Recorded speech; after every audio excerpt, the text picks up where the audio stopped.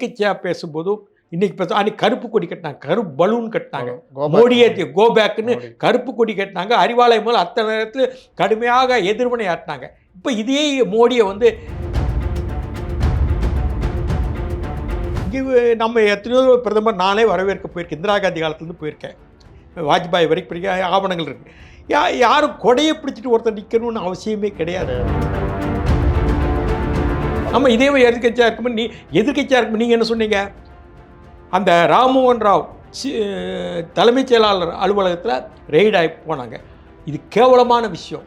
தலைமைச் செயலாளர் அலுவலகத்தில் ரெய்டு போயிட்டாங்க.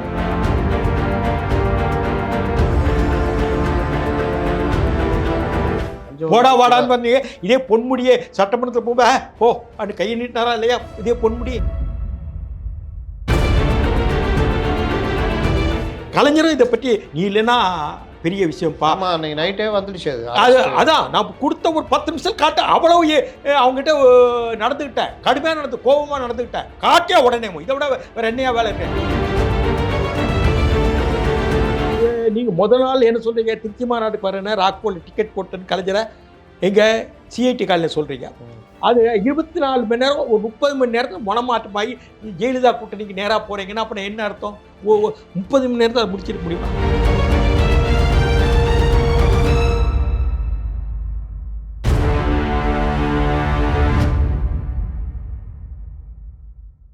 வணக்கம் நேயர்களே. தற்போதைய அரசியல், முந்தைய அரசியல் போன்ற முக்கியமான நிகழ்வுகள் குறித்து அரசியலாளர் திரு கே.எஸ். ராதாகிருஷ்ணன் அவர்களிடம் தொடர்ச்சியாக நம்ம உரையாடிக்கிட்டு இருக்கிறோம். இன்றைக்கு தற்போது உள்ள அரசியல் நிகழ்வு குறித்து பேசலாம். வணக்கம் சார். வணக்கம். நீங்கள் நேற்று பார்த்தீங்கன்னா பிரதமர் திருச்சி விஜயம், இதில் வந்து எல்லாருமே கலந்துக்கிட்டாங்க. பிரதமர், முதல்வர் மரியாதை நிமித்தமாக ஆளுநர் எல்லாருமே கலந்துக்கிட்டாங்க.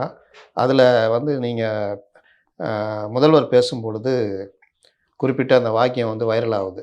பாரத பிரதமர் அப்படின்னு குறிப்பிடுறாரு. ஒன்றிய அரசு தான் சொல்லிக்கிட்டு இந்த ஆட்சி வந்தோன்னே மாற்றினாங்க. ஆனால் பாரத பிரதமர் சொல்லிவிட்டு அடுத்த அமைச்சர்களை குறிப்பிடும் போது ஒன்றிய அமைச்சர்கள்ன்றாரு. பிரதமர், மாண்புமிகு பிரதமர் அந்த மாதிரி ஏதாவது குறிப்பிட்டிருக்கலாம். ஏன் இந்த தடுமாற்றம், குழப்பம்? ஏன்னா அவருக்கு என்ன நடக்குதுன்னே அரசாங்கத்துக்கு தெரியலைங்க. ரெண்டாவது இல்லைன்னா நான் இவ்வளோ பாடுபட்டுன திமுக என்னை நீக்குவாரா? கொஞ்சமாவது ஒரு மனசாட்சி. சரி, அவர் திமுக உழைச்சிருக்காரு, அவாட்டில் இருக்காரு, அவர்கிட்ட விளக்குங்க, இப்போ என்னென்னு கேளுங்க அன்னு கேட்குற அவருக்கு என்னன்னு நிர்வாகம் தெரியல. யாரோ எழுதி கொடுக்காங்க, பேசுகிறாங்க. அதிகாரிகள் அங்கே கோட்டையில் வழி நடத்துகிறாங்க. அந்த அதிகாரிகள் நாளைக்கு வந்து ஆட்சி முடிச்சாச்சு இந்த அதிகாரி உங்க கூட வரமாட்டாங்க. யாரோ உதயச்சந்திரங்கிறாங்க, யாரோ ஒரு சொல்கிறாங்க, பேரை சொல்கிறாங்க, நமக்கு யாருன்னு தெரியல. ஏன்னா நம்ம கஷ்ட காலத்தில் திமுக இருக்கோம். நேற்று இவ்வளவு பாரத பிரதமரின்னா எப்படி கூப்பிட்றாருன்னு தெரியல. எழுதி கொடுத்தவங்க அப்படி எழுதி கொடுத்தாங்களா, இவரே விரும்பி பாரத பிரதமர்னு அழைச்சி விழிச்சாரான்னு தெரியலை. அவருக்கு யாரோ ஸ்பீச்செல்லாம் எழுதி கொடுக்குறாங்க, தப்புந்தவரமாகவும் எழுதி கொடுக்குறாங்க. பலருக்கு நானே பல தடவை சுட்டி காட்டியிருக்கேன். திடீர்னு இந்த மாற்றம் ஏன் என்பது கொஞ்சம் யோசிக்க வேண்டியிருக்கு. ஏன்னா இங்கே ரெய்டுகள்லாம் நடந்தது, இடி ரெய்டுகள். இவர் கடுமையாக பேசினார். மோதிப்பார், முட்டிப்பார், கை வைத்துப்பார் அன்னைக்கு செந்தில் பாலாஜி விட்டு போனார். அந்த வேகம் கடுமையாக இருந்தால் அந்த வேகத்துக்கு பிறகு இப்போ வந்து பாரத பிரதமர் கீழே இறங்குறாப்புல தான் தொனி கீழே இறங்கியிருக்கு. இது மட்டுமல்ல, தன்னுடைய புதல்வர் அமைச்சராக இருக்கார்ல, அவர் முதலமைச்சருடைய புதல்வர், அவர் டெல்லிக்கு இன்னைக்கு போகிறாராம், பிரதமர் சந்திக்கிறாராம். விளையாட்டு போட்டி விஷயமாக அவருடைய இவ்வளவுலாம் பிரதமரோட அட்டாச்சாக இருக்கணும்னு என்ன ஒரு சைக்காலஜி அங்கே நடக்குது. இது வரைக்கும் ஒன்றிய அரசுன்னு சொன்னாங்க. அதே மாதிரி கவர்னரை போய் சந்திச்சாங்க. உங்களுக்கு தெரியும் இல்லையா? கவர்னர் சுப்ரீம் கோர்ட் தீர்ப்பு பிரகாரம் சந்திச்சாங்க. இதே கவர்னரை வந்து இன்னைக்கு வந்து சுப்ரீம் கோர்ட் பிரகாரம் அந்த தீர்ப்பு பிரகாரம் போய் சந்திக்கிறாங்கன்னு வச்சுக்கிடுவோம். கவர்னர் ஒரு தேநீருக்கு அழைச்சார் இல்லையா? தேநீர் இதுக்கு போனார், தேநீர் விருந்துக்கு. அப்போது இவங்க தோழமை கட்சிகளாக இருக்கின்ற சிபிஎம், சிபிஐ, வைகோ போன்றவங்கெல்லாம், திருமாவளவன் போன்றவங்களாம் அதை வெளியேருந்து நாங்கள் புறக்கணிச்சாங்க. ராஜ்பவனை நோக்கி உங்கள் பேரணிலாம் நடத்து. ஆனால் இவங்க தோழமை கட்சி தலைவர் வந்து அங்கே போய் தோழமை பேசுகிறாரு, தேநீர் விருந்தில் பங்கேற்றாரு. இப்போ வந்து சுப்ரீம் கோர்ட் சொன்னது, உச்சநீதிமன்றம் சொன்னது, அதுக்காக நாங்கள் போய் நானும் துரைமுருகன் நம்ம அமைச்சர் சகாக்கள் பார்த்தோம்னா ஒரு ஜஸ்டிஃபிகேஷன்லாம். இப்படி கடந்த காலம் பேசுனதில் இன்னைக்கு பேசுறதுக்கும் வித்தியாசம். எதிர்கட்சியாக பேசும்போதும் இன்னைக்கு அன்னைக்கு கருப்பு கொடி கட்டினாங்க, கருப்பு பலூன் கட்டினாங்க. மோடியை கோ பேக்னு கருப்பு கொடி கட்டினாங்க. அறிவாலயம் போல் அத்தனை நேரத்தில் கடுமையாக எதிர்வினை ஆட்டினாங்க. இப்போ இதே மோடியை வந்து கைகுலுக்கு சந்தோஷம் புலங்காயிடம் பண்றாரு. முகத்தை பார்த்தாலே தெரியுது. நீங்க இவர் ஆட்சிக்கு வந்த உடனே மோடி தமிழகம் வந்தார், ஞாபகம் இருக்கா? ஆமாம். அப்ப மேடையில பிரதமரை வச்சுக்கிட்டே இவரு விமர்சனம் விமர்சனம் பண்ணாரு. அது ஒரு பிரச்சனையா மாறி. அது பற்றி அப்படியே பிறகு வெள்ள கொடையை போய் ஏர்போர்ட்டை பிடிச்சாங்க. தேவையில்லையே. ஆமா நம்ம வந்து வெயில் நாடு தாங்க, வெயில் தாங்க தமிழ்நாடு, ஆமா குளிர் கிடையாது. இங்கே நம்ம எத்தனையோ பிரதமர் நானே வரவேற்க போயிருக்கேன். இந்திரா காந்தி காலத்துலேருந்து போயிருக்கேன். வாஜ்பாய் வரைக்கும் பிடிக்க ஆவணங்கள் இருக்கு. யாரும் கொடையை பிடிச்சிட்டு ஒருத்தர் நிற்கணும்னு அவசியமே கிடையாது. அப்படா என்ன அர்த்தம்? நேற்று கருப்பு கொடி காட்டினா இப்போ அதெல்லாம் கிடையாதுன்னு ஒரு சிம்பாலிக்க காட்டுறதுக்கு தான் நிற்கிறாரா என்ன தெரியல. ஏதோ ஒரு தடுமாற்றம் இருக்கின்றது. இப்போ இவருடைய பையன் தானே சொன்னார், சனாதானம் பிஜேபி விடவே மாட்டோம் அப்படின்னு சொன்னாரா இல்லையா? இப்போ பிரதமரை 2 தடவை இவர் சந்திச்சுட்டு வந்துட்டார். யார் பையன்? அப்படின்னா அது ஒரு முக்கியத்துவம் வரணும்னான பையனை ப்ரொஜெக்ட் பண்ணுறாங்க. தன்னுடைய மகன் நான் போகலைன்னா அடுத்து அவர் தான் போவார். டிஆர் பாலோ கனிமொழியோ தேவையில்லை, இவர் பார்த்துக்குவார் டெல்லி. அங்கே தானே ஒரு சமிச்சை தானே அதெல்லாம். ஆனால் விளையாட்டுத்துறைக்காக கேலோ இந்தியாவுக்காக அழைப்பிதழ் கொடுக்க போகிறேன் அப்படி. சரி, ரைட்டு தாங்க, அது போகலாங்க. இது வந்து விளையாட்டுத்துறைக்காக அழைப்பிதழ் கொடுக்க போகிறது வந்து இதுக்கு முன்னாடி பல விளையாட்டுத்துறையினர் வந்து போனாங்க, பல பேர் பண்ணாங்க. இப்போ இது 2வது தடவை எங்கேயோ சிங்கப்பூர்ல இருந்தார் ஒரு தடவை வந்து நேரடியாக பிரதமர் பாருங்கன்னு சொன்னாங்க. அப்படின்னா இது வந்து ஒரு ப்ரொஜெக்ட் பண்ணுறாப்புல இல்லையா, ஒரு ஆர்டிஃபிஷியலாக தெரியலையா?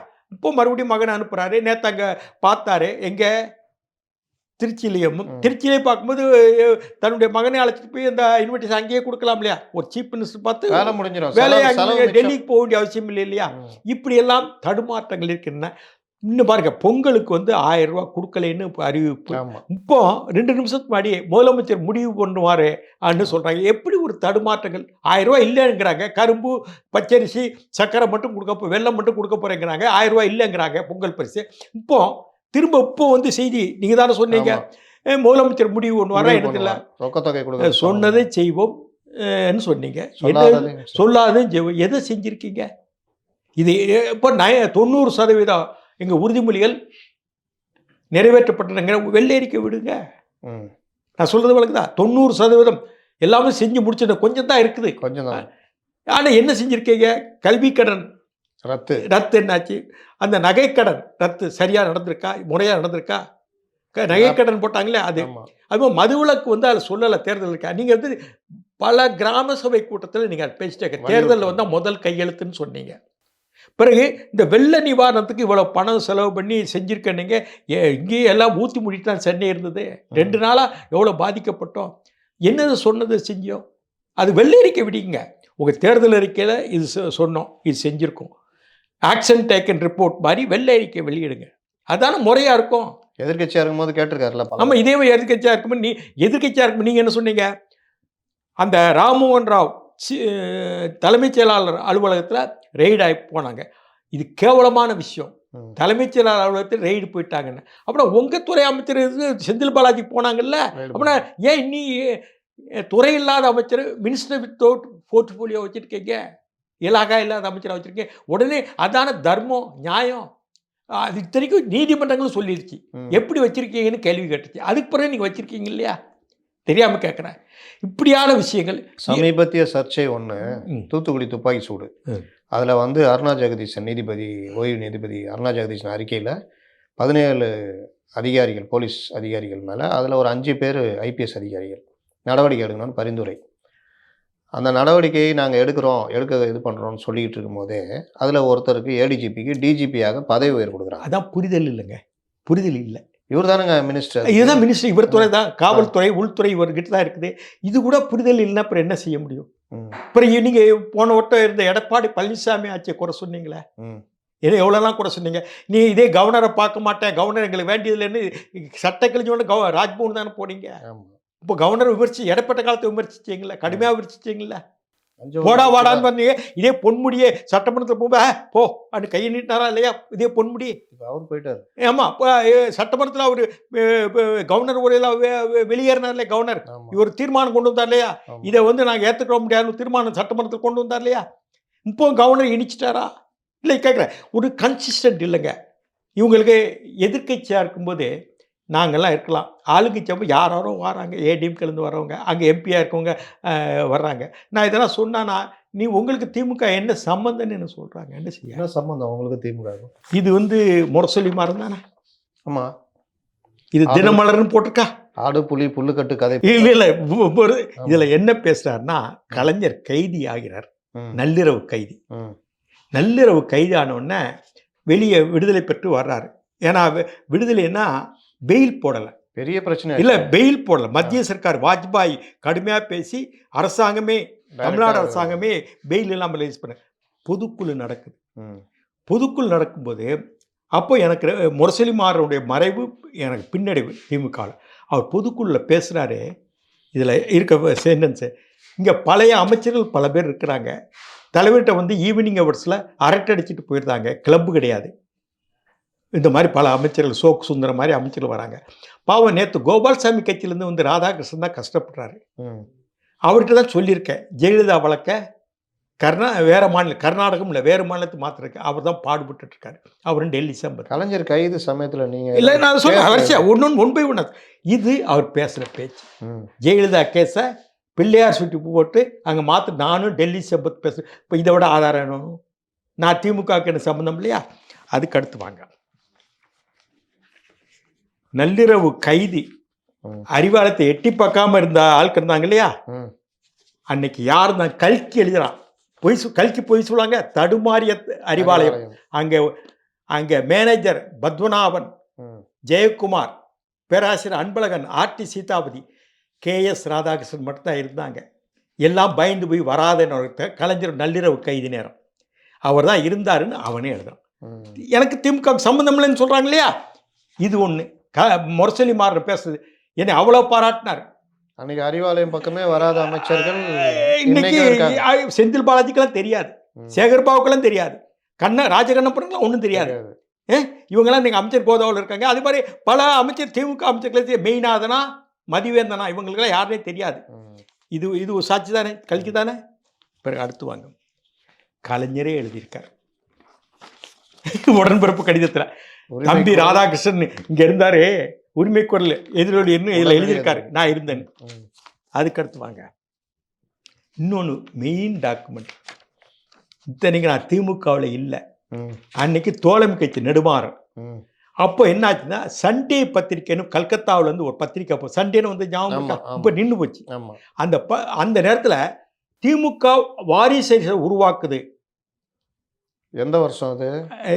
கிட்டத்தட்ட 83 84 கட்ட இலங்கை தமிழர் பிரச்சனை நடந்த வருஷம். அப்ப இவர் இளைஞர் அணியில கொண்டு வராங்க. கொண்டு வராங்க. ம். அப்போ ஜான்சிரா அணித்தரில் கொண்டு வர. அப்போ முரசொலிமாறன் என்னை ஃபோன் பண்ணுறாரு. அப்போல்லாம் மொபைல் ஃபோன் கிடையாது, ஆமா, லேண்ட்லைன். லேண்ட்லைன். என்னை கூப்பிட்டு வாங்க ஒரு வேலை பேசணுன்னாரு. ம். நான் போகிறேன். ம், நீங்கள் இந்த சண்டே, இந்த வாரம் சண்டே பார்த்தேன். ம். அதில் வந்து ஸ்டாலினை ப்ரொஜெக்ட் பண்ணுறது தலைவரை கண்ணாமண்ணான்னு எழுதியிருக்காங்க. நாங்கள் எழுதக்கூடாது, ம். நீங்கள் நெடுமாறன் கூட இருக்கிறீங்க, ம், நீங்கள் முக்கியமான பத்திரிக்கை கூட அப்போ நான் ம். எல்லாரும் எனக்கு அறியப்பட்டவங்க. ம். நீங்கள் வந்து ஒரு ரிஜாயின்ட் எழுதுங்க, ஸ்டாலின் பக்குவப்பட்டு தான் கொண்டு வரார் தலைவர், ம். ப்ரொஜெக்ட் பண்ணல அன்னு இந்த கடிதம் எழுத சொன்னார். இந்த கடிதம் அப்போ நான் எஸ் ராதாகிருஷ்ணன், கேஎஸ் ராதாகிருஷ்ணன்ல. ம், அப்போ இந்த கேஎஸ்ன்னு பிறகுதான் என் பேர். ஏன்னா கோர்ட்டில் வந்து ம், எஸ் ராதாகிருஷ்ணன் 10 பேர் இருந்தாங்க. ம், ம். ஒய் நாட் யூ சேஞ்ச் ஒரு இன்சியல்னாரு, கேஎஸ் ராதாகிருஷ்ணன் மாற்ற. அப்புறம் கேஎஸ்ஆர்னு ஜெயலலிதா என்னை கூப்பிட்டாங்க. ம். இப்போ அந்த கடிதத்தில் இது எழுதுறேன். இது இப்போ இயற்கையாகவே ஸ்டாலின் உழைச்சி கீழ்மட்டத்துலேருந்து வாராரு. இன்னைக்கு இருக்கிற ஆட்கள் யாருன்னா, அன்னைக்கு பொன்முடி கூட இல்லை, நேரு கூட இல்லை. அப்போ இப்போ இருக்கிற ஆட்கள் யாருன்னு ஒன்று பார்த்தா துரைமுருகனும் டிஆர் பாலு மாவட்ட துணை செயலாளர், அப்போ ஆர்டி சீதாபதி மாவட்ட செயலாளர். அப்போ இந்த கடிதம் எழுத, இது ஸ்டாலினுக்காக எழுதின கடிதம். இன்னும் புதுசு கிடையாது, இது 84. இதெல்லாம் ஆதாரம். பிறகு இன்னைக்கு ஹிந்து ராம் இவரோடு இருக்கார் இல்லையா? ஹிந்து ராம் வாக்கிங்லாம் போகிறார் இல்லையா? ஒரு ஹிந்து ராம் ஜெயலலிதா ஆட்சியில் திமுகவை பற்றி கடுமையாக எழுதிட்டாரு. லாங்கஸ்ட் சீஃப் மினிஸ்டராக ஜெயலலிதா இருப்பாங்கன்னு எழுதிட்டாரு. உடனே கலைஞர் என்ன சொன்னார்னா, சண்முகனானை கூப்பிட்டு, அது வந்து எப்போன்னா 2003 கைதிக்கு பிறகு 2001 ஆட்சியில். ஆமாம், ஏன்னா ஹிந்து மேலே இந்த ப்ரிவிலேஜ் மோசம்லாம் வந்து கைது பண்ணலாம் நடக்கல, ரைடெல்லாம் போனாங்க. அவன் ரைடெல்லாம் நடந்தது. அந்த நேரத்தில் ஹிந்து ராம் எழுதிட்டாருன்னு என்னை எழுத சொன்னார். யாரு? கலைஞரை. திராவிட ஸ்போக்ஸ் பர்சன். அப்போ நான் ஒரே ஒரு ஸ்போக்ஸ் பர்சன் தான். அப்போ என்ன சொல்ல சொன்னா, இந்த மாதிரி லாங்கஸ்ட் டென்யூர் சீஃப் மினிஸ்டர் ஜெயலலிதான்னு ஹிந்து ராம் ஆசைப்படுறாருப்பா. திமுகன்னு ஒரு பெரிய கட்சி இருக்கு, உங்க இஷ்டத்துக்கு பேசாதங்கன்னு ஹிந்து ராமுக்கு நீ தான் எழுதன்னு சொல்லி எனக்கு எப்போ 13/9/2003 இந்த கடிதம் எழுதுறேன். ஹிண்டு ராமுக்கு. இது கலைஞர் இது சண்முகநாதனுக்கு இல்லை, 2 பேருமே இல்லை. இந்த கடித காப்பி இருக்கு. அதுக்கு பிறகு நள்ளிரவு கைதின்னு சொன்னேன் இல்லையா, ஆமாம், அதுக்கு பற்றியில் சொல்கிறேன். அதுக்கு பற்றியில் இந்த இருக்கா எப்படின்னா, சென்னாரெட்டி கிட்ட ஜெயலலிதா ஊழல் பட்டியல் போனாங்க இல்லையா. ஆமாம், to he governor of Tamil Nadu for அது 92. ஆமாம், அதுக்கப்புறம் மாதிரிமா பிரிஞ்சது. என்கிட்ட 89லேருந்தே அவர் வைகோ இலங்கைக்கு நான் தான் அனுப்பி விட்டேன்னு என்கிட்ட பேச்சுவார்த்தை இல்லை. இனிமேன் சோமுகிட்டையும் கணபதிகிட்ட சொல்லி பார்த்தாரு இந்த ஊழல் பட்டியல் ரெடி பண்ணணும். அவங்க ரெடி பண்ண மறுபடியும் மாறன் என்னை கூப்பிட்டார். என்னங்க ஆளை பார்க்க முடியாது, தலைவர் வர வேண்டான்ட்டாரு. 89 வைகோ டெல்லிக்கு இலங்கைக்கு போனார் ரகசியம் ஆட்சிக்கு வந்தோன்னா. அதுல இருந்து தலைவர் என்னை பார்க்க விரும்பலை, நான் போகல. என்னங்க நீ இப்படி சொல்கிறீங்க, எனக்கு தெரியாத அனு பேசுகிறேன். நீங்கள் ஒன்று செய்யணும்னு சொல்லி சென்னாரெட்டிக்கிட்ட நாங்கள் திமுக சார்பில் நம்ம சார்பில் ஊழல் பட்டியல் மனு கொடுப்போம், இன்னென்ன விஷயங்களாக இருக்குது திரட்டி ரெடி. அப்போல்லாம் இப்போ இணையெல்லாம் கிடையாது. ஆமாம், திரட்டி இந்த இருக்கு பாருங்க, எத்தனாம் தேதி போட்டது, 92 18 செப்டம்பர். இந்த இது நான் தான் அப்போ வந்து டிடிபி கிடையாது. ஆமாம், ரெமிங்கன் டைப் பண்ணி இவ்வளவு நான் கொடுத்துருக்கேன் திமுகவுக்கு. இந்த அறிக்கை தான் இதுதான். அது பிறகு பல பேர் தயார் பண்ண ஏன் அறிக்கை தான் நல்லா இருக்குன்னு மாறன் ஏற்றுக்கிட்டார். மாறன் இங்கிலீஷ்லாம் தெரியுமில்லையா, அது அதை விரும்பி தான் வைகோ 21 சீட்டு கையெழுத்து போட்டு 2001 போயிட்டார்ல, கூட்டணி முடிச்சுட்டு சங்கரங்கோவில், சேர்மாதேவி, சங்ககிரி 3 தொகுதி எங்களுக்கு வேண்டாம், சங்கரங்கோவில் வேணும் முடிச்சுட்டு போனார் இல்லையா, 21 சீட்டு. அப்போ அதனால தான் முரசொலிமானை வேண்டி விரும்பி என்னை அழைச்சி சேர்த்தார். சேர்த்த உடனே கலைஞர் நள்ளிரவு கைது இருக்கா, சுரேஷ் எழுதுறாக்கா இல்லையா, சுரேஷ் இந்த புத்தகம் அட்டை இது பச்சை கலரில் இருக்கும், அதில் எழுதியிருக்காரு. ராதாகிருஷ்ணன் தான் அந்த நள்ளிரவு சீடியை நாங்கள் காட்டியிருக்க முடியாது. விடிய காலில் வந்தார் 5 மணிக்கு.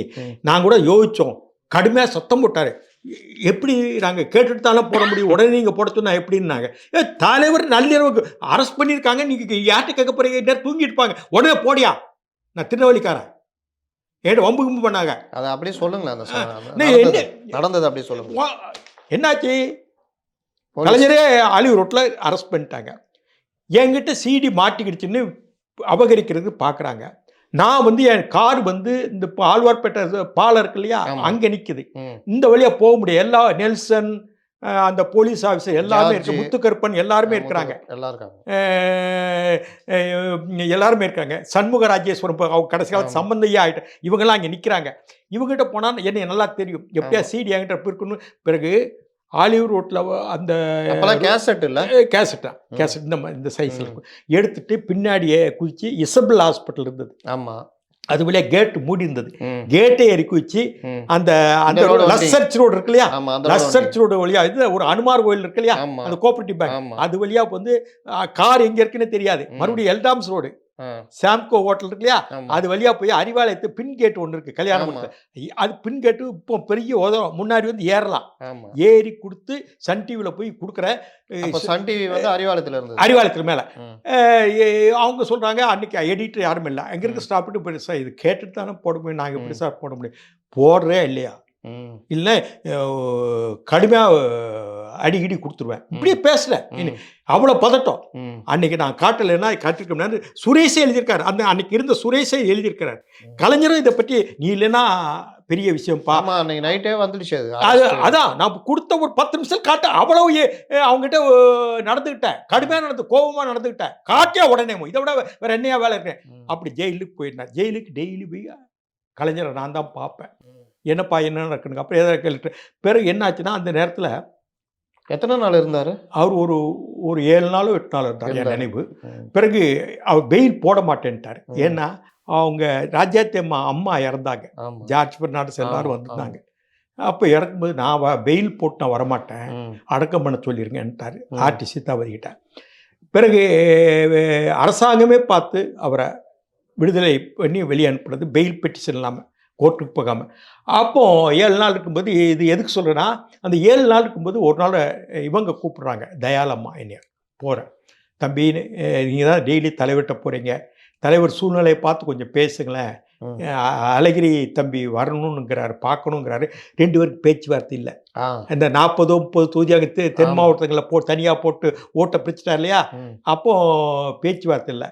பிறகு நான் போகிறேன், என்னையா போகிற, போயிட்டு வா, இப்போ மறுநாள் ஜெயிலில் சந்திக்க போய் இந்த பேப்பர் புஸ்தகம்லாம் கொடுத்துட்டு வரலையா, போயிட்டு வா, சரி பார்த்துக்கோ அண்ணார். என்ன என்னையா, இல்லை இல்லை என்ன சொல்லியான்னாரு. இந்த மதுரையில் அவருங்க அழகிரி என்ன உங்களை பார்க்கணும் விரும்புகிறேன். அவர் பார்க்கணும் என்ன என்ன இருக்குன்னாரு. முதல்ல கோமா இருந்தார். கோமா இல்லை யார் சொல்லி நீ சொல்கிற, நீ உனக்கு அழகிரிக்கு என்ன நெருக்கமா, எனக்கு சம்மந்தம் இல்லை என்னாரு. பிறகு பொன்முத்துராமலிங்கம் பேசுகிறாரு, இந்த மாதிரி அழகிரி பார்க்கணும், அவங்க அப்பாவை பார்க்கணுங்கிறாரு. ராஜாத்தி பேசுகிறார். மதுரை மாவட்ட செயலாளர்ல அப்போ மதுரை மாவட்ட செயலாளர் அவர் வந்து அமைப்பு செயலாளராக இருந்தார்னு நினைக்கிறேன்.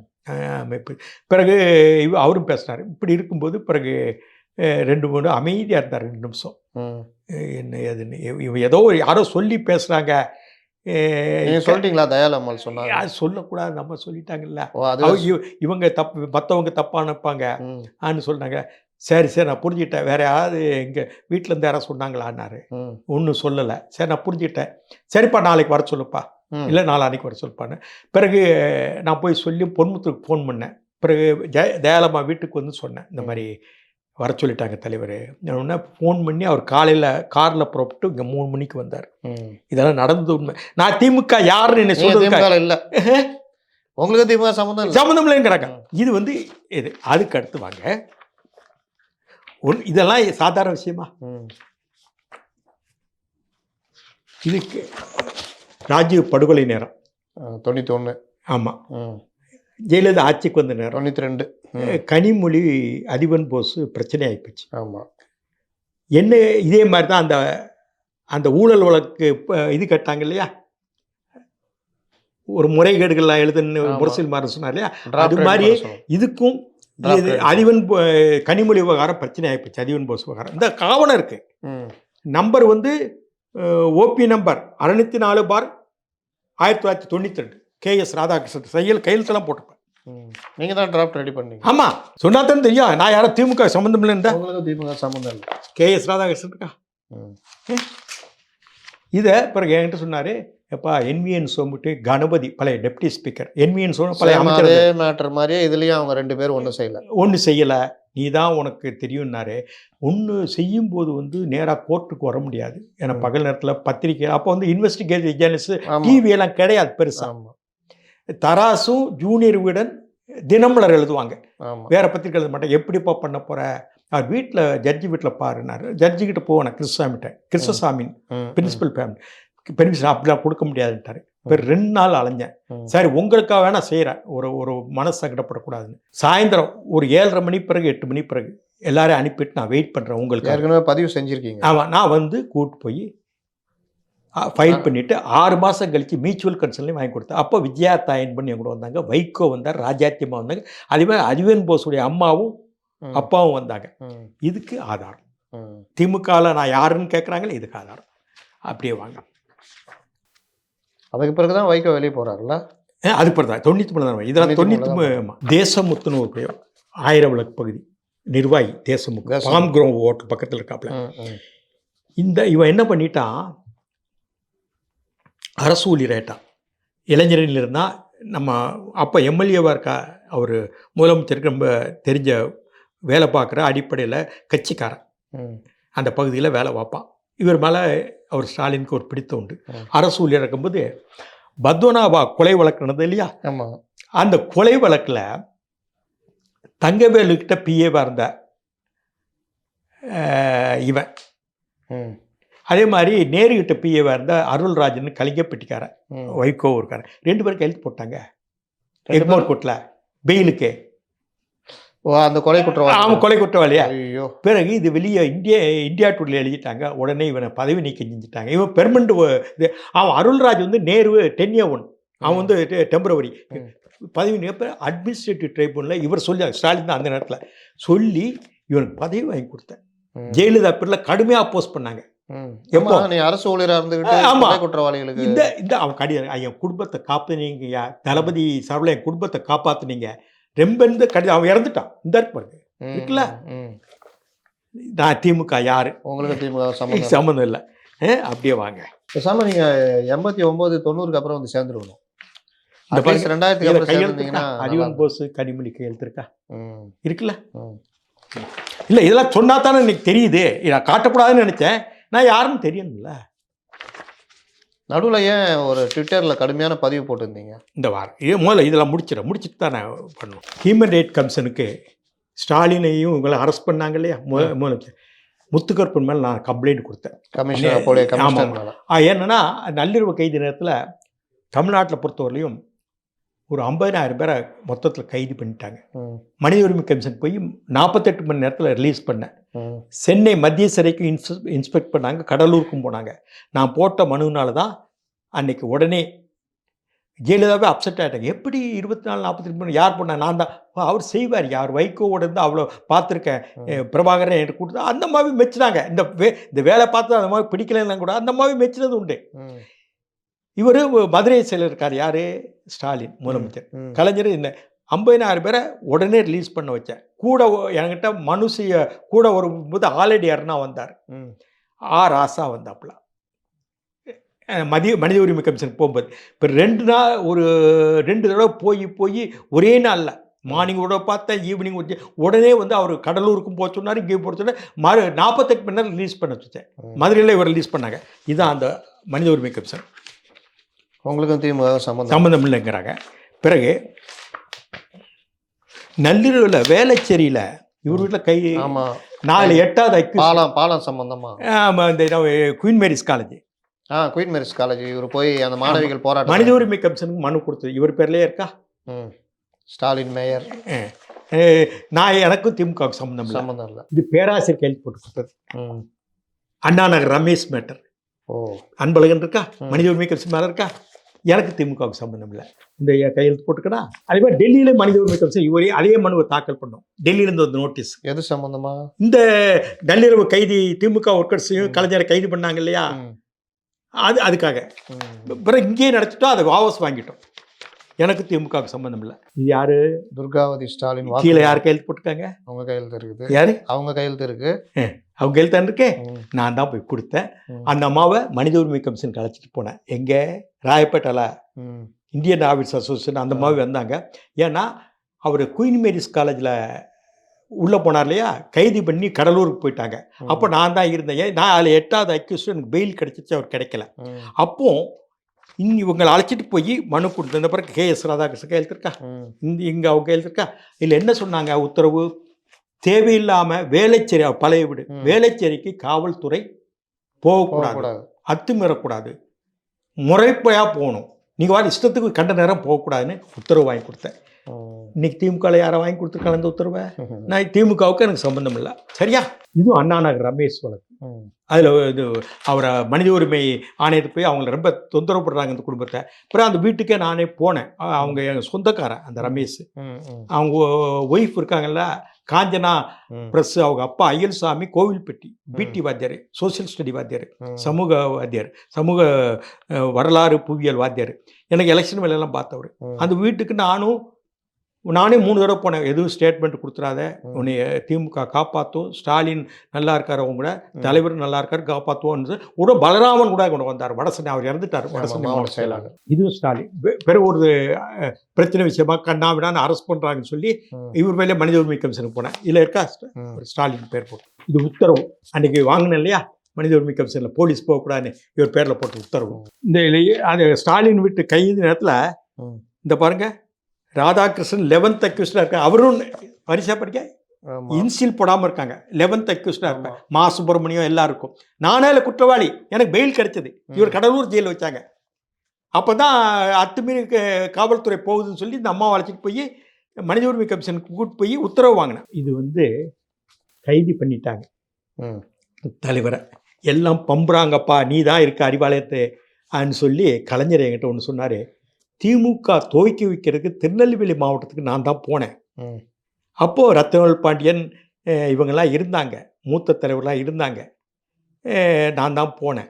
அப்போது உங்கள் ஊரில் கொடியேற்றி வச்சு திருநெல்வேலி மாவட்டத்தில் தூத்துக்குடி திருநெல்வேலி சேர்ந்துருந்த நேரம் அப்போது நான் தான் பேசினேன். இளைஞர்கள் அத்தனை பேர் பாராட்டாங்க அந்த உரையை. நீ இந்த புத்தகமாக போடணும், நீ தான் போடணும், அந்த ஊருக்குள்ள உங்கள் ஊரில் பேசியிருக்கேன்னு சொல்லிட்டு பாருங்க. இவர் கலைஞர் முன்னாடி நடந்து வருவார், பின்னாடி வருவார். இங்கே அந்த பழைய போஸ்டில் போட்டிருக்க, இது இளைஞர்களே என்ன அன்று போல என்றும் ஒழித்திடு. இந்த புஸ்தகம் கிட்டத்தட்ட 5000 காப்பி போட்டு இலவசமாக தபாலில் அனுப்புனேன் இளைஞர் மன்றத்துக்கு. இந்த இருக்கா,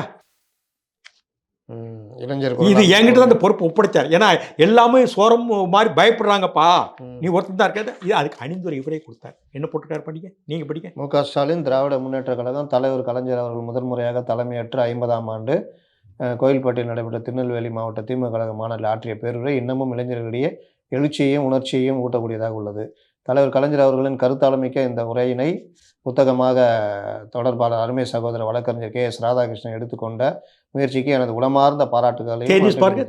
மு.க. ஸ்டாலின் துணை பொதுச் செயலாளர் திமுக 2003. ஆமாம், உங்களுக்கும் திமுக சம்பந்தம் இல்லை. பிறகு இதோட உங்களுக்கு தெரியும் எவ்வளோ இருக்குது, எல்லாம் சொல்கிறதுக்கு நேரம் இல்லை, போர் அடிச்சு போகும். இல்லை, ஏன் அந்த ட்வீட் ரொம்ப கோபமாக போட்டீங்க? ட்வீட் என்ன கோவம்னா, 89 எங்கிட்ட கலைஞர் ஒரு பொறுப்பு ஒப்படைச்சார். உங்ககிட்ட தான் ஒப்படைக்கிறப்பா மாறணும் கலைஞரும். அப்போ வைகோ தேர்தல் பணி செயலாளர் அவரும் இருக்கிறாரு. நீ போய் உனக்கு கோவில்பேட்டை தொகுதி கொடுக்குறோம், நீ உன் வேலையை பார், உனக்கு கொடுக்க போகிறேன். அப்போ திருச்சியும் கரூரும் ஒரே மாவட்டம், நாகப்பட்டினம் தனியாக பிரிஞ்சிருச்சு, தஞ்சாவூர் மாவட்டம். ஏற்கனவே பதிவு பண்ணிருக்கீங்க. அந்த நேரத்தில் முதல் பொறுப்பு உங்ககிட்ட தான் ஒப்படைக்க சொல்லி 6-7 மாவட்டத்துக்கு என்னை தான் அனுப்புனாரு. தெற்க ஒரு சிலர்லாம் மிஸ்ஸா கணேசன் யாரோ போனாங்க, சரியாக ஆய்வு பண்ணலை. ஏன் ஆய்வு கரெக்டாக இருந்தது. அதுலேருந்து என் மேலே அவருக்கு கலைஞருக்கு நம்பிக்கை இல்லை. சரி, அந்த சட்டமன்றத்தில் அப்படி வந்தவங்க தான், நான் எழுதி கொடுத்ததில் வந்தவங்க தான் பொன்முடி, நேரு, விபி துரைசாமி, அதே மாதிரி அச்சரப்பாக்க ராமகிருஷ்ணன், இன்னும் ஒரு பலரை சொல்லலாம்.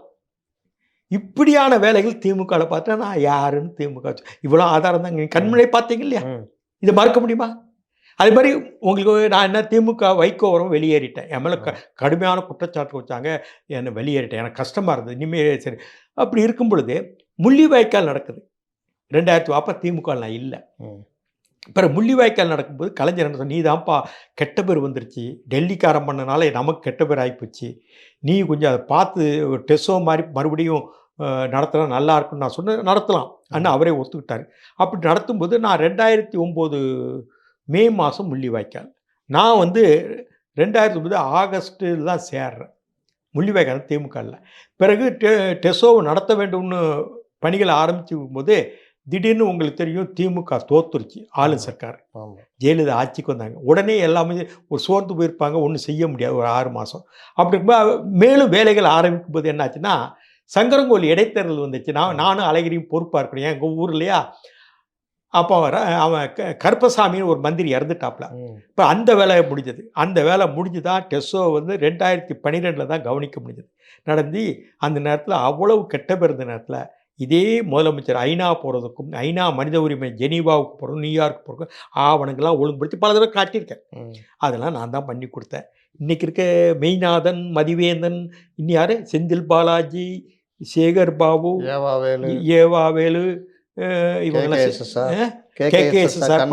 கேகேஎஸ்ஆர் தான் நல்லா இருக்கட்டும், ரொம்ப சிறப்பாக. என்னை பாதி நான் என் வழியில் குறுக்கிட்டது அவர் தான். நல்லா இருக்கட்டும், சிறப்பாக இருக்கட்டும் கேகேஎஸ்ஆர். நம்ம தூத்துக்குடி பெரியசாமி அந்த ஆள் இறந்துட்டான், அவன் மாவட்ட செயலாளர் வர்றதுக்கு நாங்கள்லாம் காரணமாக இருந்த டிஏகே லக்குமணனும் புளியங்குடி பழனிசாமி, அந்த இவங்க 2 பேரும் சென்று என்னை வரவனாக பண்ணாங்க.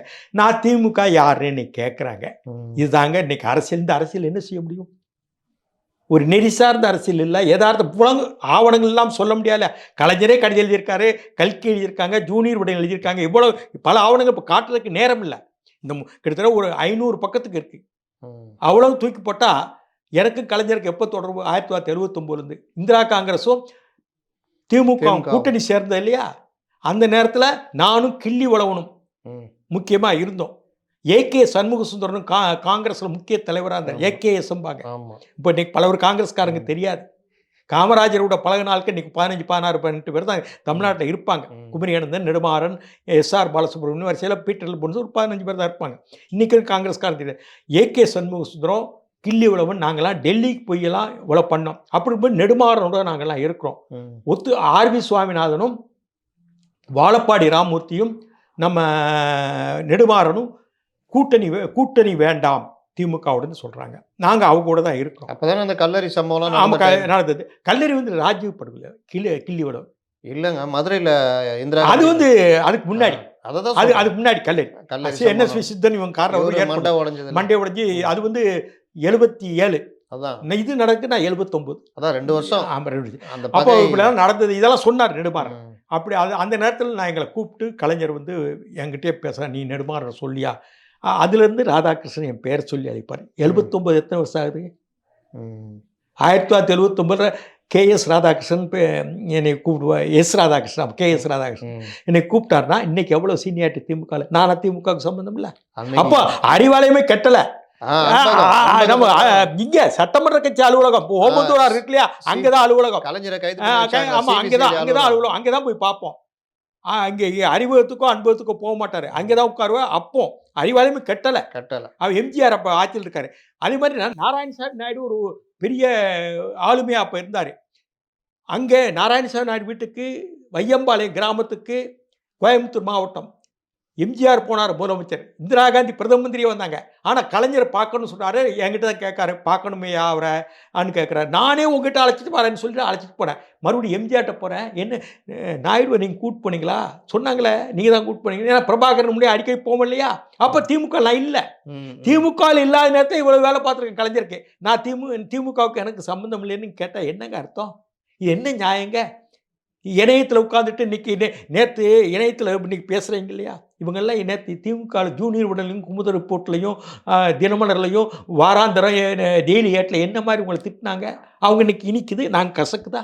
இன்னொன்று, இவங்களுக்கு அந்த பழைய வரலாறு என்ன தெரியும்? இன்னைக்கு இருக்கிறவங்க கூப்பிட்டு கேட்டால் என்ன தெரியும்? எவ்வளோ இருக்கு சொல்கிறதுக்கு நேரம் இல்லைங்க. அவ்வளோ உள் விஷயங்களுக்கு ஒன்று சொல்ல. அந்த 77ல இருந்து 89 ஆட்சியை பிடிக்கிற வரைக்கும் அந்த அத்தனை வருடங்கள் கடந்த அந்த இக்கட்டான காலகட்டங்கள். முதல் டெஸ்டோ 85 அப்பவும் நான் இருந்திருக்கேன். 2வது டெஸ்டோ நானே நடத்தினேன். முதல் டெஸ்டோ ஆரம்பிக்கும் போது அது லோகோ ஒன்று போடணும்னாங்க. லோகோ போடும்போது ரெடி பண்ணியாச்சு. ஈழ மாதிரி ஒன்று மாதிரி லோகோ போட்டோம். கடைசியில் அது வந்து என்ன ஆச்சுன்னா, அந்த சுப்பிரமணிய சாமி போட்ட ஆட்கள்லாம் இப்போ அதில் இருக்கிறாங்க. டெஸ்டோக்கு வந்தாங்க மதுரை மாநாட்டுக்கு. அவங்க அதை விரும்பிக்கலாம். அப்படியான நேரத்தில் அந்த லோகோவெல்லாம் நான் தான் ரெடி பண்ணேன். அப்போ அன்பகத்தில் அந்த கூட்டம், ஏன்னா அங்கேருந்து அறிவாலயத்துலேருந்து நம்ம இங்கேருந்து அந்த ஓமந்தூரார் சட்டமன்ற கட்சியில் வந்து வெளியாகி அறிவாலயம் கட்ட ஆரம்பிக்கிறாங்க. இங்கே அன்பகத்தில் நடந்தது டெஸ்டோ. அன்பகத்தில் டெஸ்டோ முதல் டெஸ்டோ கூட்டங்கள்லாம் அன்பகத்தில் நடக்கும். நான் 85 86 சொல்கிறேன். என் திருமணத்தை நடத்தி வைக்கிற கலைஞர். அப்போ பிரபாகரன் சந்திக்கிறாரு. எனக்கு திமுகவுக்கு சம்பந்தம் இல்லையோ? இல்லை கேட்குறேன். எனக்கு என்ன தலையெழுத்து? முரசொலி மாற இறந்துட்டார். அவர் இருந்துதான் எங்கேயோ இருந்திருப்பேன். 2016 இப்போ சமீபத்தில் விஜயகாந்த் மரணம் அடைந்தார். அதோட ஒட்டி வரும்பொழுது திமுகவுடைய கூட்டணி, மக்கள் நல கூட்டணி உருவானது. அதை பற்றிலாம் ரொம்ப பேச்சு அடிபட்டுச்சு. இதில் நீங்கள் 2016 திமுக கூட்டணி உருவாகிட்டு இருக்கிற நேரத்தில் கலைஞர் பழம் நழுவி பாலில் விழுந்ததுன்னு சொல்லிட்டு பேசுகிற டைமு இவங்க வந்து விஜயகாந்தை ஒரு பக்கம் இது பண்ணி லாஸ்ட்டில் மக்கள் நல கூட்டணி போயிட்டார். அந்த சம்பவத்தில் நீங்கள் இருந்தீங்க பாருங்க. வைகோ வந்து 2001 திரும்ப ஆட்சிக்கு வந்திருக்கலாம். தமிழ்நாடு முழுவதும் திமுக கூட்டணி தான் பேசிட்டார். 21 சீட்டு முடிவாய் கையெழுத்து போட்டார் கலைஞர். அவர் கையெழுத்து போட்டாச்சு. அதுக்கு நான் மு கண்ணப்பன் 2 பேர் தான் பிரிட்ஜாக இருந்தோம் திமுகவுக்கு. மாதிரி 20 சீட்டு முடியானோடனே திடீர்னு அவருக்கு மனமாற்றம் ஏற்பட்டு திமுக கூட்டணியிலன்னு முறிக்கிறதுக்கு பார்க்குறாரு, எங்கூட பேசுறதுக்கு. அப்போ இருக்கும் சங்கரங்கோயில் தொகுதியை மட்டும் சொல்கிறாரு. சங்கரங்கோயில் தொகுதி கலைஞர் என்ன சொல்கிறாரு, பக்கத்தில் வாசுதேவன் தொகுதி தரேன், சங்ககிரிக்கும் சேர்மாதேவிக்கும் வேறு தொகுதியில் நான் கொடுக்குறேன், நீயே வாங்கிட்டு போப்பான்னு எனக்கு சொல்கிறாரு. அப்படி சொல்லும்போது நான் இவர்கிட்ட சொல்கிறேன், அவங்க என் பேச்சு அவர் கேட்காம டெல்லிக்கு போயிட்டார். 2 நாள் அவர் சந்திக்க முடியல. பிறகு திடீர்னு பேசி மாவட்ட செயலாளர் கூட்டம் நடக்குது. திடீர்னு இந்த திமுகவில் மகளிர் ஆணைய இதுக்கு போட்டிருக்காங்களே பொறுப்பாளர், அவங்க நம்ம இவர் யார் அந்த மனோகரன் வடசன் மேயருக்கெல்லாம் மதிமுக இவங்களாம் சேர்ந்து குடும்பாவை எரிச்சிட்டாங்க, கலைஞர் குடும்பாவிய. பிறகு அப்போ அதோட கூட்டு முடிஞ்சது. நான் அதுலேருந்து வெளியே வந்து திமுகவில் சேர்ந்தேன். அப்பவும் நினச்சிருந்தா திமுக மறுபடியும் ஆட்சிக்கு வந்திருக்கும். வைகோ நினச்சிருந்தார். அப்பவும் பால்படுத்தினார். 180 சீட்டில் நின்னார். ஏன்னா நான் என்ன சொன்னேன், 21 சீட்டு முடிவாகி போச்சுங்க. 2 சீட்டு தானே, நம்ம இப்போ பேசி என்ன சீட்டும் வாங்கிடுவோம், இந்த கூட்டத்தில் நிற்பன்னு கேட்கல. இப்போ வந்து ஸ்டாலின் திமுக திராவிட இயக்கத்தை பாதுகாக்கணும், வேறு ஆட்கள்லாம் உள்ளே வந்துடுவாங்கன்னு பேசுகிறாங்களே வைக்கோ. சரி இப்படியே வச்சுருக்கேன். இப்போ 2001 பிறகு இவருக்கு வெளியே வந்துட்டேன். பிறகு கலைஞர் போய் போட்டோவில் போய் வைகோ பார்க்குறாரு. நான் ஆட்டோமேட்டிக்காக அதை விட்டு திமுக விட்டு வெளியேற வேண்டிய கட்டாயம் ஏற்படுது. பல குற்றச்சாட்டுகள்லாம் என் மேலே வச்சாங்க, கவலமான குற்றச்சாட்டுகள் வச்சாங்க, சொல்ல முடியாதெல்லாம். வெளியேறேன். பிறகு வைகோ 2006 மறுபடியும் ஜெயலலிதாட்ட போயிருந்தாங்க. திருச்சி மாநாடு போகாமல் ஒரே நாளில் 24 மணி நேரத்தை அந்த மாதிரி ஜெயிலில் போட்டிருக்காங்க. எங்கே போட்டோவில். போட்டோல. அதுக்குள்ள 24 மணி நேரம் திருச்சி மாநாட்டுக்கு வரேன்னு கலைஞரை சந்திச்ச 24 மணி நேரத்தை எப்படிங்க நீங்கள் வந்து எங்கே போக முடியும்? எங்கே போயஸ் கார்டனுக்கு? அப்படின்னா அது 1 மாதத்துக்கு முன்னாடியே பேசி தானே முடிவு பண்ணியிருக்கணும். ஆமா. நீங்கள் முதல் நாள் என்ன சொல்கிறீங்க? திருச்சி மாநாட்டுக்கு வரேன்னா ராக்போர்ட் டிக்கெட் போட்டேன்னு கலைஞரை எங்க சிஐடி காலையில் சொல்கிறீங்க. அது 24 மணி நேரம் ஒரு 30 மணி நேரத்தில் மனமாற்றமாகி ஜெயலலிதா கூட்டணிக்கு நேராக போகிறீங்கன்னா அப்புறம் என்ன அர்த்தம்? 30 மணி நேரத்தில் அதை முடிச்சிருக்க முடியுமா? எப்படியாவது ஒரு வாரமாக 10 நாளாக பேசியிருக்கணும் இல்லையா? டேர்ம்ஸ் அண்ட் கண்டிஷன் இல்லாமல் ஒரு 34 சீட்டோ 40 சீட்டோ வாங்க முடியுமா? போனார். இது ஒரு வேடிக்கை. 2வது, அதுக்கு பிறகு நான் சேர்றேன். வைகோ என்னுடைய மனைவி இறந்த பிறகு வீட்டில் தூக்க வரைக்கும் எனக்கு அவருக்கு மறுபடியும் உறவு ஏற்படுது. அப்படி இருக்கும் பொழுது கலைஞரோட பேச வைக்கிறேன். எப்பா கூட்டணியில் இருப்பாராப்பா? அப்போ தேர்தல் வரப்போகுது, 2016 தேர்தல், மக்கள் நல கூட்டணிக்கு முன்னாடி நடந்துக்கிறேன், வரப்போகுது. இருப்பார், உங்கள் மேலே நல்லா அன்பும் பாசம் வச்சுருக்கிறாரு, தலைவர் எப்படி இருக்கான்னு கேட்குறாரு, நீங்கள் பேசுகிற நல்லா இருக்கணும், இருக்கட்டும் பாப்பா அப்படின்னு இப்படியே பேசி பேசுகிறதுக்கு ஒரு வைகோ பேச வச்சேன். எப்படின்னா ஒரு நாள் 4 மணிக்கு 4:30 என்னப்பா என்ன விஷயம்? நீங்கள் வைகோட்ட கொஞ்சம் பேசுகிறேன் நல்லா. எப்பா இப்படி பண்ணுற? அவர் பேச மாட்டாரா? சண்முகனை கூப்பிடு, என்ன ராதா பேசணும்னு சொல்கிறாப்புல, என்னமோ ஆசை என்கிட்டையும் சொல்கிறாரு.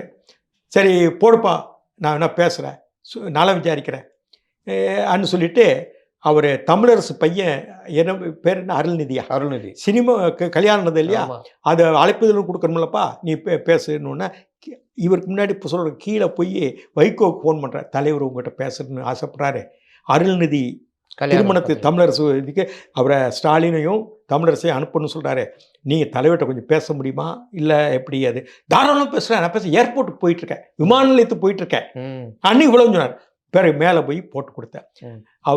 அவர் வைகோ என்ன பேசுகிறாருன்னு எனக்கு புரியல. ஹலோன்னு தலைவர் பேச, அவர் குரல் தெரியுமில்ல, காந்த குரல்.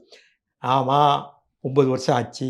இவர் என்னென்னா அவர் என்ன சொல்லியிருப்பாருன்னா, நல்லா இருக்கீங்களா அண்ணே, உங்களை பார்த்து 9 வருஷம் ஆச்சு. ஆமாம் 9 வருஷம் ஆச்சு. இது என் அதுக்கு அவர் என்ன பேசுகிறா தெரியாது. சரி எப்படி இருக்கீங்க வைகோ, கோபால்சாமின்னு சொல்லுவேன், வைகோ எப்படி? நல்லா இருக்கேண்ணே. வேறு 2 நிமிஷம். சரி நான் ராதா கூட அனுப்புகிறேன், ஸ்டாலினையும் தமிழரசையும் வீட்டுக்கு பத்திரிக்கை கொடுக்க, பேரன் கல்யாணம் இருக்கே வந்துருக்க. சரின்னு சொல்லிட்டு வச்சுட்டாரு. பிறகு மறுபடியும் ராதா அழைச்சிட்டு வந்துருக்க ஆனோடனே அவர் ஒரு 2 நாள் ஊருக்கு போயிட்டு திரும்பிட்டார். முதல் நாள் போகிறாப்ப சூழ்நிலை ஒரு தேதி ஃபிக்ஸ் பண்ணோம். அந்த நேரத்தில் அவர் இன்னைக்கு முதலமைச்சர் ஸ்டாலினார வீட்டுக்கு வர முடியல.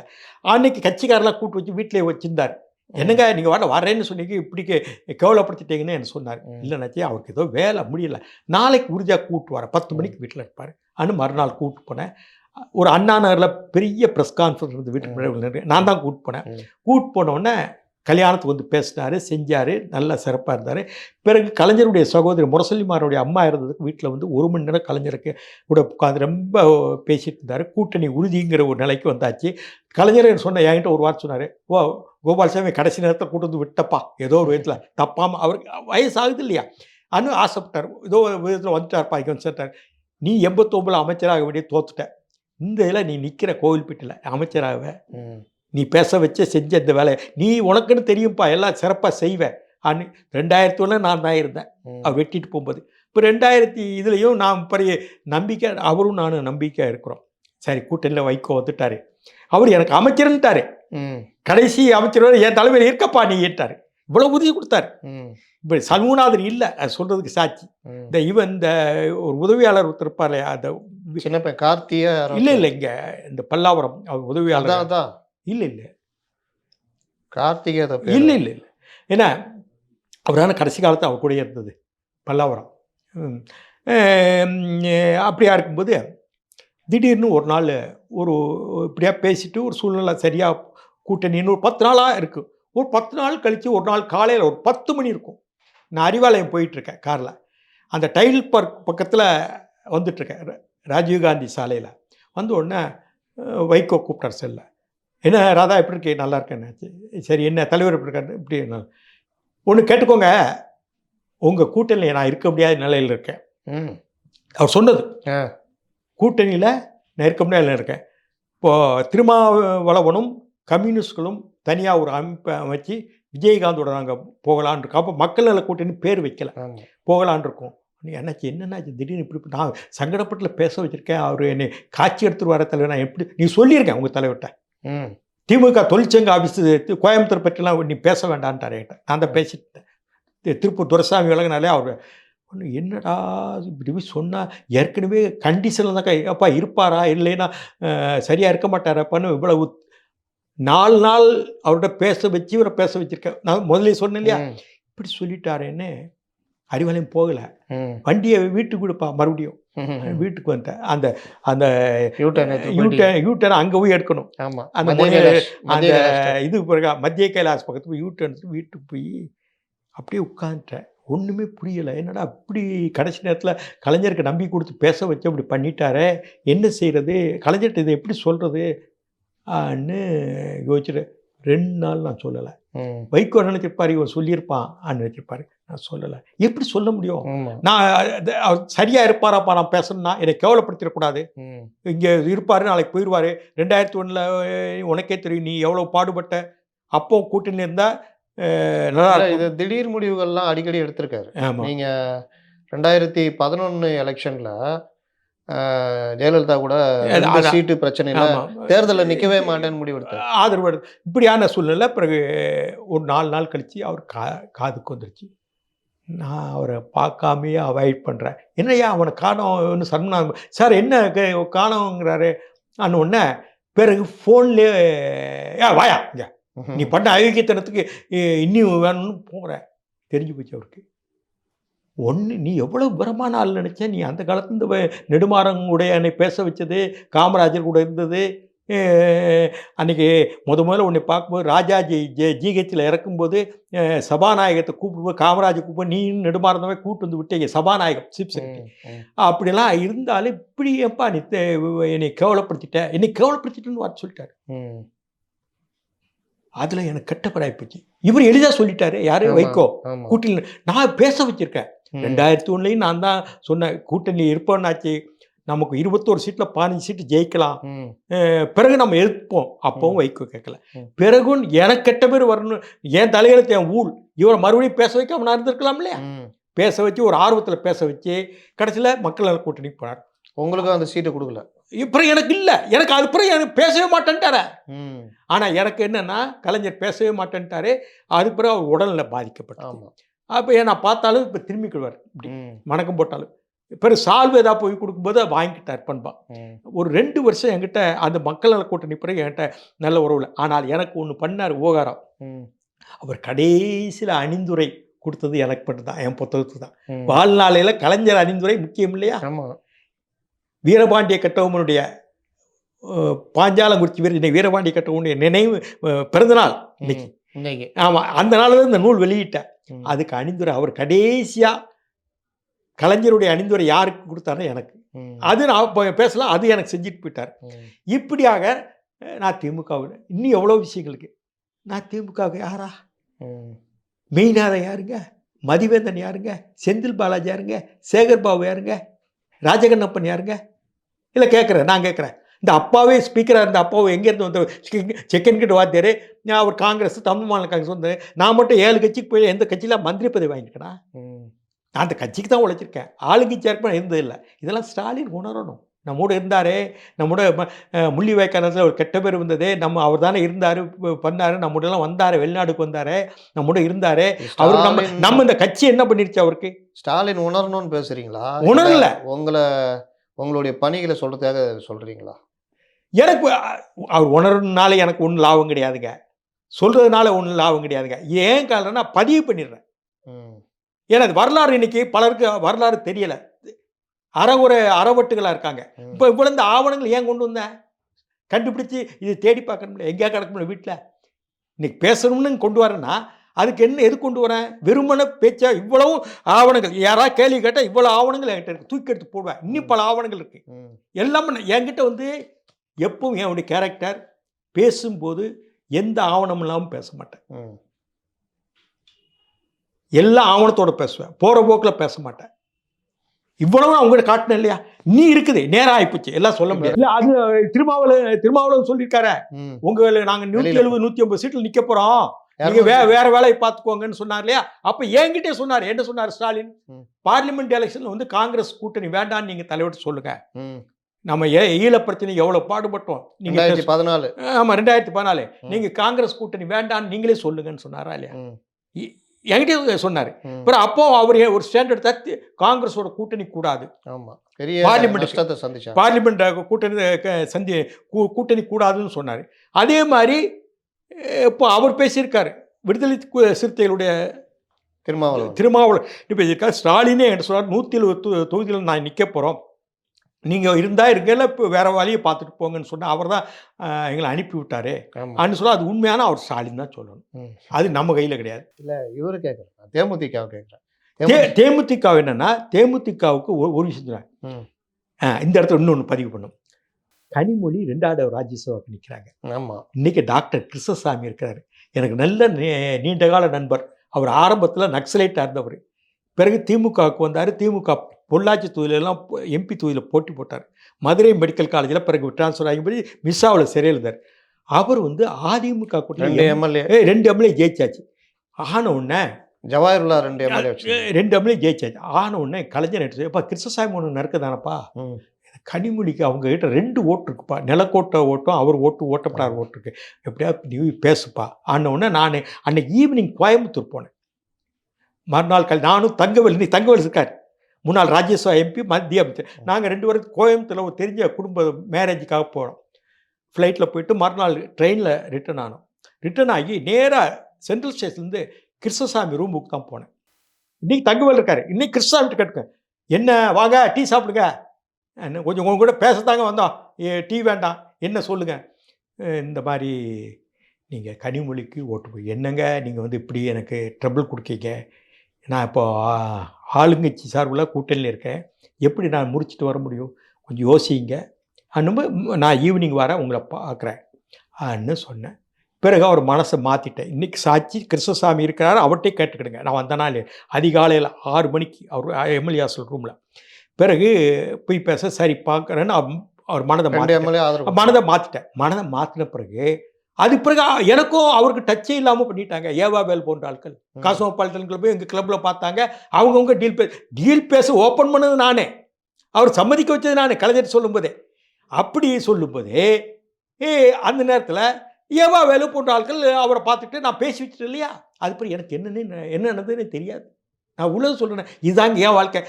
இதை மாதிரி காலில் ஏதாவது முக்கியமான விஷயம்னா நான் தான் போகணும், அதுக்கப்புறம் அவங்க எடுத்துக்கிடுவாங்க கிண்டிட்டேன். இந்த நேரத்தில் என்னாச்சுன்னு மறுபடியும் என்னையோ விஜயகாந்த்கிட்ட அனுப்புகிறாரு. ஏன்னா விஜயகாந்த் எனக்கு கொஞ்சம் நெருக்கம்.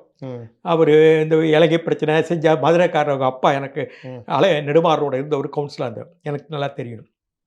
கனிமொழிக்கு அவங்க ஓட்டை போடுறதுக்காக நான் போகிறேன். என்ன நீங்கள் உங்களுக்குன்னா நான் போடுறேன் ஒரு ஓட்டு, யாரோ ஒரு ஓட்டு. பிறகு நான் யோசிச்சு சொல்கிறேன்னு சொல்லிட்டு பிறகு அவாய்ட் பண்ணிட்டார் என்னைய. நான் தான் போனேன். பிறகு என்ன ஆச்சுன்னா, கூட்டணி நீங்கள் வாங்க, திமுக கூட்டணிக்கு வாங்க ஆன்னு பேசிகிட்டு இருந்தோம். பேசிட்டு நான் வாரேன் ஆன்னு சொல்ல, உங்களுக்கு ஏதாவது தலைவர் செய்வாரா, உங்களை ஒன்றுமே செய்யாமல் இருக்காங்க எல்லாரும், வைகோட்டு இருந்தீங்க, இங்கே இருந்தீங்க, யாருமே உங்களுக்கு செய்யலை, என் மூலியமாக அதை உங்களுக்கு நல்லது நடக்குமானார். இல்லை நீங்கள் எப்படி சொல்கிறீங்களோ அது தக்கன அதை செய்வார் ஆன்னு ஒரு ஆரம்ப டாக் பேச ஆரம்பித்தேன். அதுக்கு பிறகு கண்டவங்கெல்லாம் போய் பேசி நாசம் பண்ணிட்டாங்க. அது பிறகு நான் என்னை விடலை.